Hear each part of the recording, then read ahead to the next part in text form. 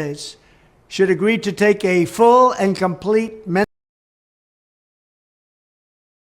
In my mind, anybody running for the office of President of the United States should agree to take a full and complete mental competency test simultaneously or before with the announcement that he or she is running, and likewise, but to a somewhat lesser extent, agree to a test which would prove that you are physically capable of doing the job as president.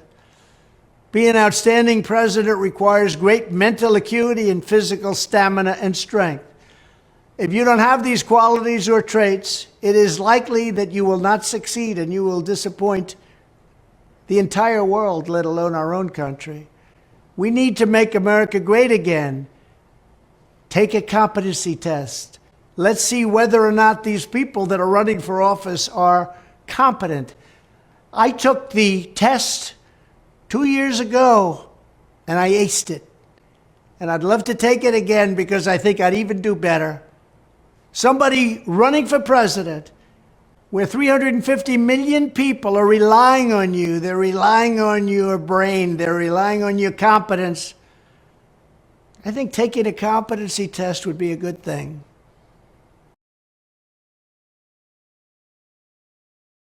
Making a formal diagnosis of dementia, you need to actually assess him formally and face-to-face in order to do that. You can't diagnose anyone in absentia, but what we're seeing is real. And it's, part of the challenge is, so look, again, he's 78 years old. If this was your grandfather, you probably wouldn't think twice about it. Again, we all decline with age. What I'm seeing is more challenges with the thought processes that, again, I'm not saying that he has dementia, but they are suggestive of, if you sort of took this all in totality, right? So problems with memory loss, communication difficulties, changes in mood, poor judgment, personality changes. Those in total are what, really the symptoms of dementia. And there's certainly evidence to suggest, and I think it is a reasonable thing to think about this. I mean, this is a person that is running for the most powerful office in the world. And I think we should be very thoughtful about who we're putting in that office, because these are real concerns. His decisions, were he to be reelected, affect all of us. You mentioned dementia specifically. There's a family history I want to ask you about because his father, Fred Trump, was diagnosed with dementia. Does that mean anything for former President Trump's likelihood of also potentially developing dementia? Again, it just increases the odds. We know these things run in families. There's certainly evidence of that. And there are sort of genetic markers that you can certainly take tests for to see. But all that does is increase the odds.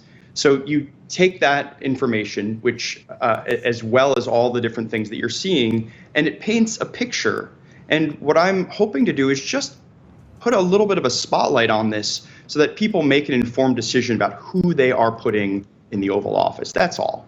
Separate and apart from any formal diagnosis, there are those who say, look, this is just who President Trump is and has always been, right? That he occasionally speaks this way and tells incoherent stories and uses more brash and aggressive language. It's just Trump being Trump and has nothing to do with cognitive decline.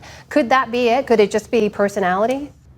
I mean, I suppose, but look, the fact of the matter is that he's an entertainer fundamentally, and he's entertaining to watch for people. So if you're not trained in this, you may be focused only on, and he has a lot of vigor. Let's be very clear, for a 70-year-old man, he has a lot of vigor. And so you're focusing on those things, but not the sort of total picture of what we're seeing. And this is, from my perspective, this is not just sort of Trump being Trump. Like, if you look at footage for him over the last few years, he seems to be becoming more and more circumstantial. I mean, this idea about sort of starting talking about electric cars and then moving to sharks, and then this sort of digression with music the other day where he was swaying to music for 30 minutes and then using, more and more sort of derogatory language. Again, it just paints a concerning picture. What would it take to definitively answer or quiet these concerns? Look, I think that anyone that is running for office, and certainly the highest office in the land, should be evaluated by an independent evaluator, not someone that is appointed by his team or by the opposition, by someone that is truly independent, and maybe it's 3 independent evaluators. But that seems appropriate to me, right? We license people to drive. You know, when you're behind the wheel of a 2-ton death machine, you could harm people. And think about the power that is invested in the presidency. So it just seems appropriate to do a formal evaluation of him. And it's clinical psychologist Dr. Ben Michael.